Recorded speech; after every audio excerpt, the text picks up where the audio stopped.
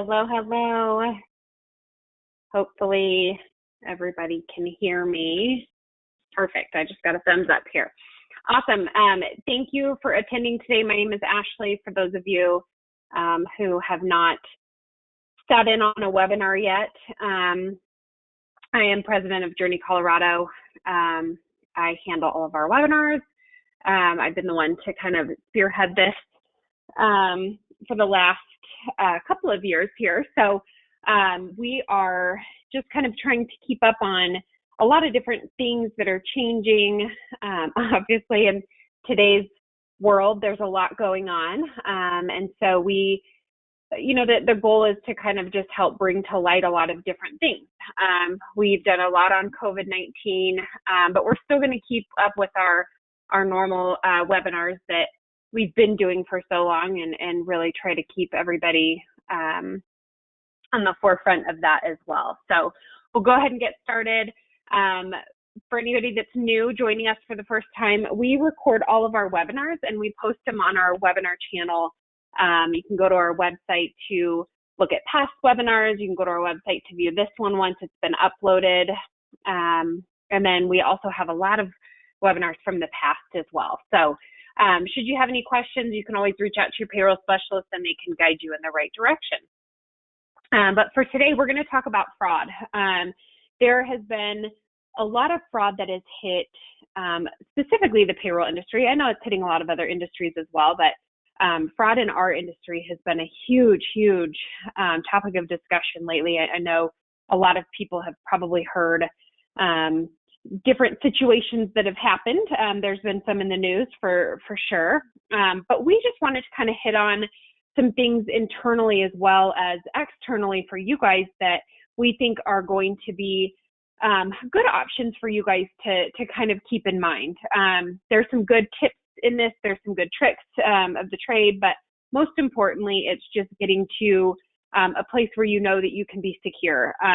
We at Journey are very secure. We have very, very high security levels or security procedures, I should say, put in place to protect all the information that we work with. But that doesn't mean that it's going to stop one of our clients from getting frauded and it getting into our hands as well, which we have seen. So we most certainly do everything on our side. We've laid out a lot of different procedures this last year, which I know has been really tough for some of our clients to understand, and hopefully this will help you to understand why we're doing some of the things we're doing. But it's just to cut down on kind of putting you guys as our clients at risk as well. So we'll go ahead and get started in this. But should anybody have any questions, obviously there is a chat box. You're more than welcome to leave questions in. Also reach out to your payroll specialist, like I said. So let's get started here. So different types of fraud. There are several different types of payroll fraud when we start talking about how is it that it affects the payroll industry, right? So there's paycheck rerouting, where an account is hacked and changed to the thief's bank account. This can be a hub account. One of your hub accounts, somebody didn't have a strong password on their hub account and somehow they got hacked. This is why we tell you don't share those hub account passwords. Don't give your buddy your password to the hub account, because as soon as somebody can get into that and get that information, they can change their bank account information and have it so that the next payroll it's deposited into somebody else's account. So it's very, very important that that information does not get leaked. We don't share passwords. But it's happened. We've seen this happen for competitors, friendly competitors of ours. So it most certainly is not something that we want to see often, and I'm not saying we see this every day, but it's definitely something to keep in mind. Payroll data theft. So this is an obvious hazard, which is why Journey is so diligent about security. If an identity thief is able to access information, they can wreak havoc on everything in your company, employees, your own data, and then beyond, right? So this goes outside of the payroll world too. So just be super careful. This is why all of our systems are secure, and this is why we really, really, really strongly suggest that you guys also have good security procedures and processes in place in your own office.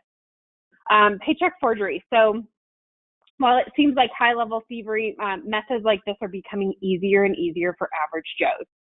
So be very careful. Don't let this seem like, it's not going to happen to us. Nobody's going to get a hold of our paycheck information. Nobody's going to have this. Just be careful. Always be on the lookout and just have your guard up for this kind of stuff. And then ghost employees. So fake employees added to your payroll with the thief's bank information. So this could be somebody hacks in. You save your login information. Somebody's able to hack into that and then create an employee, right? So creating an employee that's added to your company, and then all of a sudden, and they start with small amounts. So these thieves are they've done this enough to know that if they start with the smaller amounts are harder in some cases to catch. So being really diligent about checking your numbers. The whole reason everybody has online access and then that pre-process that pops up immediately, it's to check exactly what for you is coming in and out, going in and out for payroll. This is for you to check your numbers, check your employees. If something doesn't look right, let's figure it out before we just go through and get that payroll processed. So external versus internal. So there's several different things that can happen on both sides, right? So we'll talk a little bit about the difference between the external and internal. So while we'd like to say that most of the theft hackers you've ever met or you've never met before, but ultimately and unfortunately, sometimes they are right within your organization. And this can be something, worst case scenario, realizing a thief didn't take money from your company, but your own employee. So be really careful with this. External fraud is usually more complex, meaning there's a hacking and false profiles, emails, and accounts involved. So we had a client, we've actually had a couple clients now. Their emails were hacked. So our client, this had nothing to do with, an email coming from, Bob Smith at ABC Plumbing, and it was changed to Bob Smith at, BBC Plumbing. So it's some of them you can see by the email address, that's just not right. But we've had some that the client's email account itself was hacked. The hacker was able to find past emails and then restart a conversation with a past email. So unfortunately in our office then, here's an email, whoop, yep, there's our chain. We've talked before. This is our whole last conversation we had about this. And that's the email that the hacker is then saying, hey, I have a new employee to add and I want them to be paid X amount of dollars and I need this to go in tomorrow. If we didn't have security measures in place on our side, that could be something that somebody could say, you got it. We'll go ahead and get that run and we'll get that done. And we've had this happen where somebody has actually caught it before it was able to actually go through.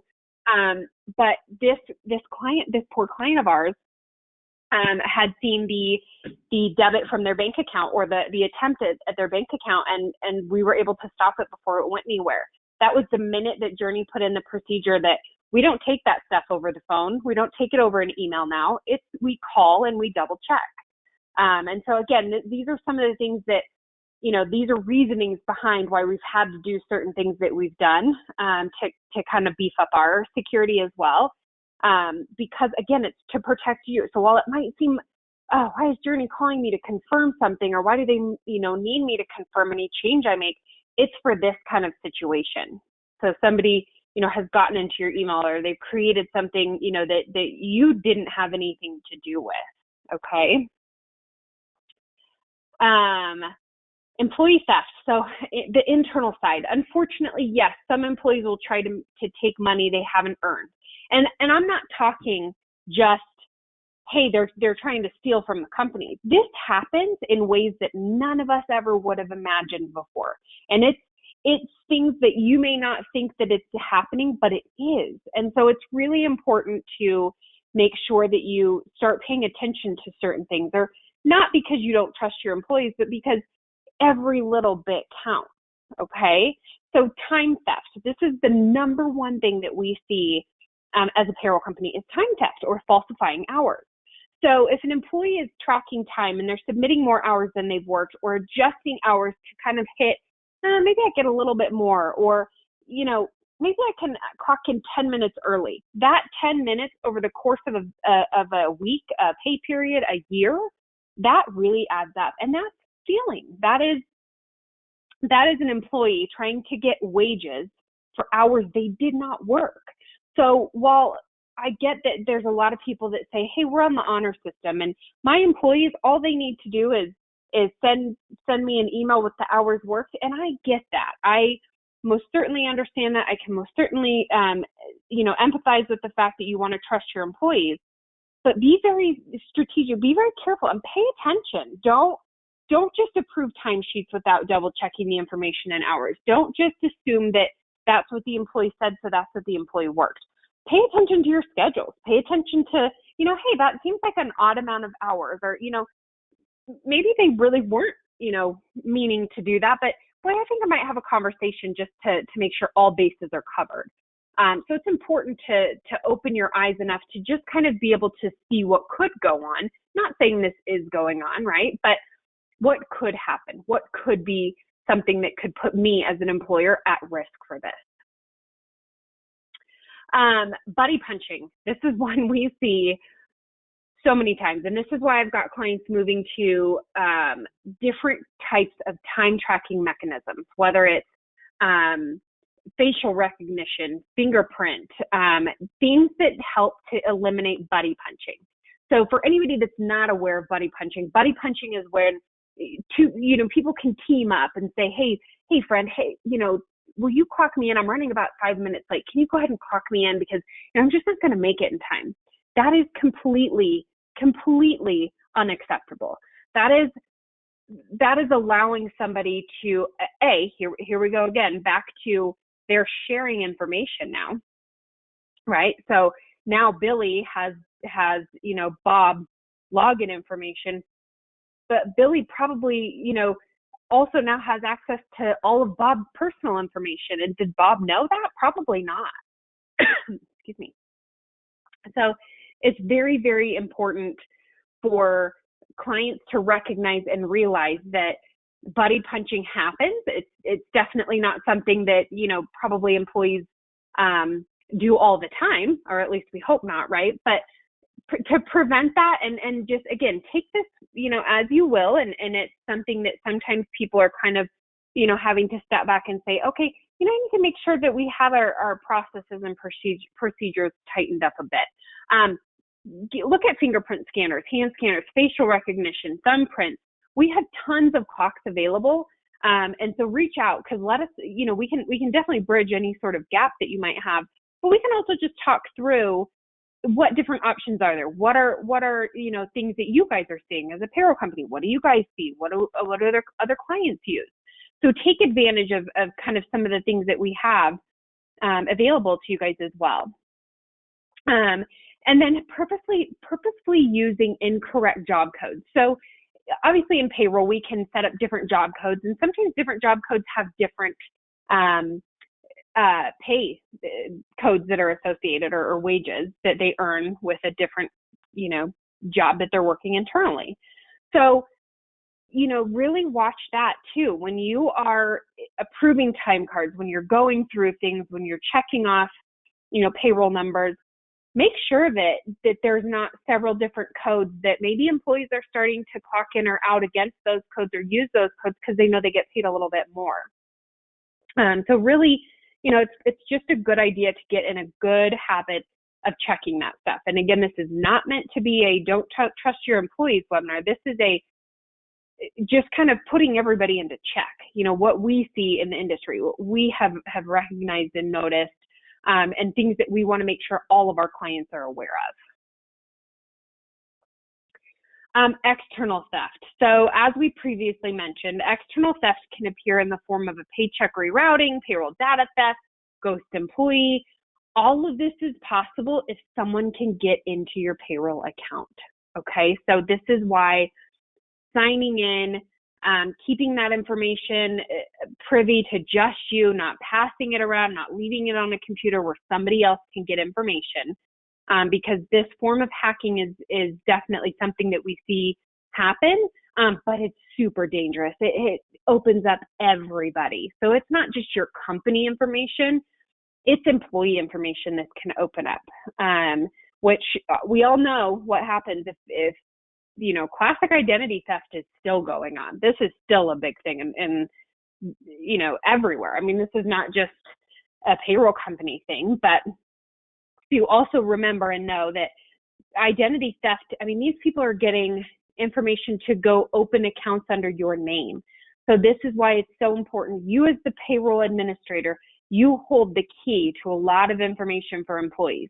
So if something goes wrong and we get, you get hacked and all of a sudden their information is out to somebody, we know they're going to come to us, right? As admin of our companies, we know that they're going to come right looking at us. These employees are going to say, what happened?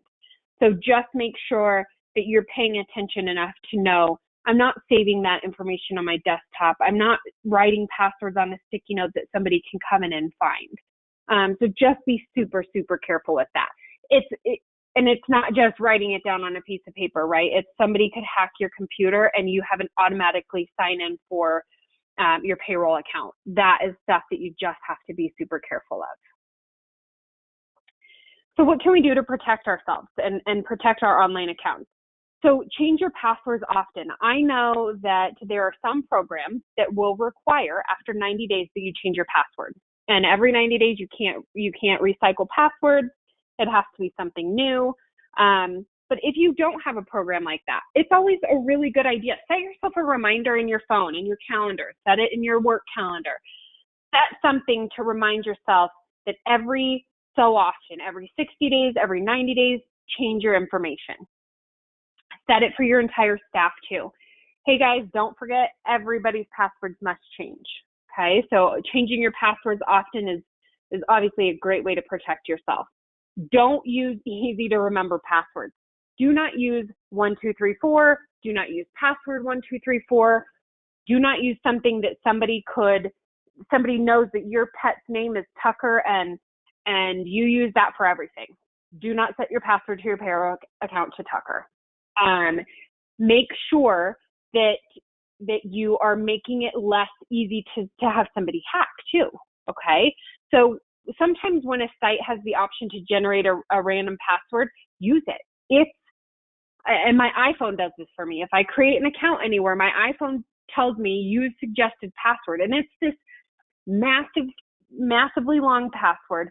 And it's got uppercase and lowercase and symbols, and use it. Use it. And to this, get a password keeper. Because no, I don't write that password down then and store it. That would be a lot to have to remember. Store it. Have a password site that you can store it in. And we'll get to that on another slide here. But there are things that you can do that you can lock it in your phone, on your computer. Take advantage. Figure that out. Look at apps. But make sure if they have a password that they can automatically generate, use it. And never use terms that are easy to guess, like password, like we said, password, admin. Just don't do it. Stay away from it. If you must send reports or sensitive information, use an encryption to send it. So programs like Adobe have password protected documents, DocuSign. No, we're not ads for anything. These are all just things we hear of. Use a secure email to send that stuff. Don't just send it through regular email. We stress to our clients and our staff internally, do not send or receive anything that's got sensitive information. Really, the whole, you're just opening yourself up to, if my email gets hacked and a client has sent me all of their bank account information, man, somebody could get a hold of that. So we're very, we really hit with all of our clients and prospects, don't send that stuff like that. Let us get you a secure link to send it to. We have secure email. I know a lot of people have secure email, or send it to us through a PDF and password protect it. So, and then this is kind of a good thing to point out, especially in these times. But if you need to log onto an account that contains sensitive information, don't use public unsecured networks. So places like Starbucks. I have had clients that have said to me, bless their hearts, have said to me, hey, I'm going to go to Starbucks and get my payroll processed. Don't do that. You're logging on to an unsecured network that anybody else has access to, and the person sitting right next to you could jump in and start getting information. So don't do that. Wait until you're at a secured network. Make sure you can get to a secured network to do emails or to do payroll, anything like that. Just be very, very careful that you're being cautious of what's being done on an unsecured network. And so a couple different security options as well to talk about. Updates are annoying, we know, right? Everybody knows that updates are annoying. Oh, it takes my computer 10 minutes to do an update. I know it's terrible, but it's useful, and you need it to stay updated, because if your computer can't update, neither can any of the programs in it. Be careful about what you download from a site. So no matter what site it is, my IT guy has always preached to us, do not download things. If you're uncertain of what it is, don't download it. Don't click on it. If you get an email from somebody and it looks a little suspicious, don't click it. Don't click that link, because if you click that link, you could open your whole computer up to some massive issues. Keep your antivirus up to date. If you don't have an antivirus, get an antivirus. It's definitely important to keep that. It checks for diagnostics on things that might happen, and it just keeps you a lot more protected. Enable some identity protection services. We are huge into identity protection. So LifeLock. I personally have LifeLock. My computer has McAfee. Look at every option that you possibly have and get the best one that fits you guys. But everybody should have these kind of things put into place.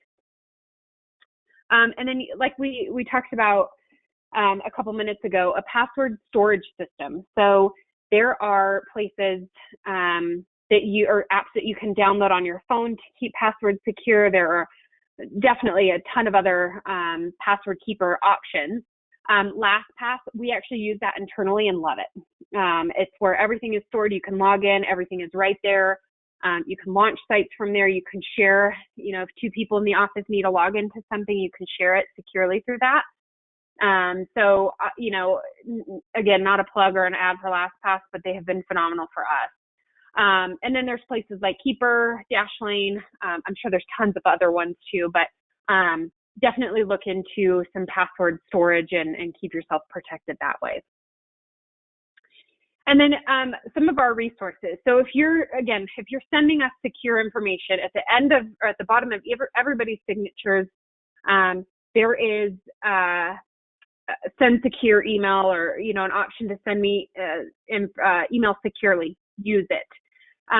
You'll notice that when you want to send us something like a new direct deposit form, we'll ask that you either drop it off, submit it via our secure email. We will shred physical copies after updating our system. But don't send this stuff via regular email. Send everything you ever have to send to us securely. And again, in every single one of our contact infos, our signatures, there is a send secure email to me link. Click on that, send it. Everything is done securely. Resetting passwords. We don't store your passwords, so they're not in our system. Don't call us and ask us what's my password.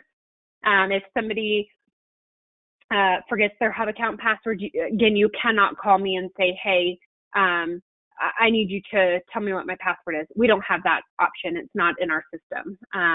So it needs to be reset either by the admin level or by calling in and asking us to set it. Accounts are locked after 3 incorrect attempts. So if you don't know your password, don't guess it 3 times, you'll get locked out, and then you'll have no other option but to reach out to us. If you put your cell phone number into your Hub account, it will allow you to reset your password on your side. There is multi-level login for some of our clients. You'll notice that you have a couple different options to sign into several different accounts, your Hub account, your Payroll account. Please note, those are set on an inactivity timer. So if you're not in those, actively working in those for 15 minutes, it will automatically log you out. So that is definitely something to keep in mind. And then obviously when you are done working, don't let it wait the 15 minutes to sign you out for inactivity. Just sign out. That way you don't have to worry about anything past that. So we'll open it up for some questions. I These are more informative. I don't know, that you guys will have massive amounts of questions necessarily, but if any of this did not resonate, if you're interested in time clocks, if you're interested in, hey, what do you guys see for different security levels on this? What do you see for different security levels on that? Let us know. We're happy to walk you through things that we know, things that we see and experience on our side, and help you make the best decision. So my contact info is up there on the screen. Should you guys have any questions, let me know. Let your payroll specialist know as well. Payroll specialists are privy to all of this information, but I am as well, and most certainly happy to help out wherever I can. So I hope everybody is staying safe and healthy right now. I know that times have been incredibly difficult for a lot of our clients. We are holding you all near and dear to us, and if there's any way that we can help, please let us know. But we appreciate you all, and we hope that once everything can kind of start getting back to normal, everybody can open things back up and hopefully see a big success after this. So thank you all so much for attending today. Again, my name is Ashley Faulkner. If you have any questions, please don't hesitate to reach out. Hope you all have a great rest of your day, a great rest of your week, and a wonderful weekend ahead. Thanks, guys.